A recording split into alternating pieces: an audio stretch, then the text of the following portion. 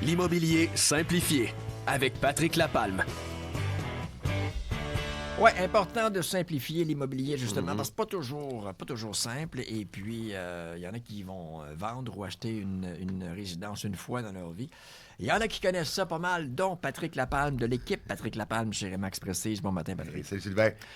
344e chronique ce matin, tu me rappelles le sujet? Oui, connaissez-vous les rôles de votre courtier auprès de votre client qui va être représenté avec un contrat, oui ou non? Donc, je vous résume, on en a parlé en 2022, en 2023, on en reparle en 2024. Pour quelle raison? Toujours méconnu du public. C'est une nouvelle loi. C'est une nouvelle loi, mais qui est active depuis 2 ans. Ouais. Et en déontologie, ce qu'il faut vraiment savoir, cher client, quand vous appelez sur la pancarte directement, le courtier inscripteur se doit et immédiatement vous poser les questions suivantes. La première, travaillez-vous déjà avec un courtier immobilier? Si la réponse est oui, M. Morin, appelez votre courtier, il va vous donner toute l'information. Parce qu'on peut avoir maintenant, il y a le courtier acheteur, puis il y a le courtier vendeur. Exactement, c'est pour ça. Puis vous allez comprendre pour quelle raison que je vous le mentionne. Je vous le mentionne à une autre reprise. C'est que quand on va arriver en transaction, vous appelez sur la pancarte, je vais vous demander si vous avez travaillé avec un courtier. Vous me dites non. Parfait. Je dois immédiatement vous expliquer que moi, j'ai un contrat de courtage-vente avec l'inscripteur. Donc, si vous désirez que je travaille pour vous, je ne pourrai pas pleinement vous représenter, mais uniquement vous donner un traitement équitable. Ouais. Et c'est là que le client acheteur et ou le vendeur, parce que ça se fait dans les deux cas. On peut avoir un client acheteur avec un contrat de courtage achat qui veut acheter une propriété qui est à vendre par le propriétaire, ou un client qui nous appelle sur une propriété qu'on a à vendre avec un contrat de courtage-vente, mais que lui n'est pas représenté par un courtier immobilier et qui désire recevoir le traitement équitable. Et c'est là qui est vraiment important et c'est tout là l'avantage quand on parle de l'achat, d'avoir un contrat de courtage acheteur. Ce que tu suggères à peu importe n'importe qui veut vendre ou acheter, c'est d'être représenté. D'être pleinement représenté par son courtier de l'acheteur, son courtier du vendeur pour éliminer tout fait problématique et d'autant plus qu'on a des obligations comme les suivantes. Représenter et défendre vos intérêts. Naturellement, si j'ai un contrat de courtage, vente ou achat avec vous, je dois naturellement représenter et défendre vos intérêts. Si je n'ai pas de contrat de courtage avec vous, vous désirez un traitement équitable, le traitement équitable se dit de donner de manière objective de l'information sur l'ensemble des faits pertinents à la transaction, ainsi que des droits et obligations de toutes les parties. Mais je ne pourrai pas voir les points suivants. Si je n'ai pas de contrat avec vous, autant achat et vente, vous conseillez selon vos besoins, les critères particuliers et la stratégie de l'achat de la propriété, de vous fournir des comparables. En offre d'achat multiple, ça s'applique un petit peu moins, mais quand on voit présentement les baisses de prix qui s'opèrent dans le système, je ne pourrais pas vous fournir des comparables pour faire votre dépôt d'offre d'achat.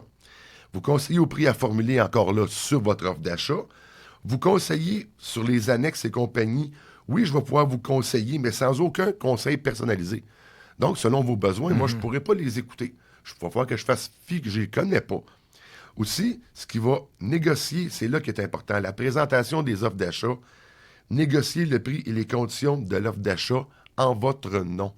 Donc, il y a beaucoup de particularités qui s'appliquent quand qu'on veut uniquement un traitement équitable. C'est bien important de le comprendre. Parce que quand on s'en va sur le côté avec un contrat de courtage acheteur, là, on va tout défendre vos intérêts. T'as quelqu'un qui travaille pour toi. On va vraiment travailler pour vous. On va vous donner des conseils personnalisés. On va être en mesure, surtout en offre d'achat multiple, de venir présenter votre offre d'achat, de monter avec vous une lettre qui va aller atteindre le client vendeur et ou l'acheteur pour aller mousser votre vente. On va être là pour vous préparer préqualification hypothécaire, connaître vraiment votre situation pour travailler en présentation en personne. Je ne parle pas uniquement au téléphone parce qu'on le vit, là, des présentations en personne.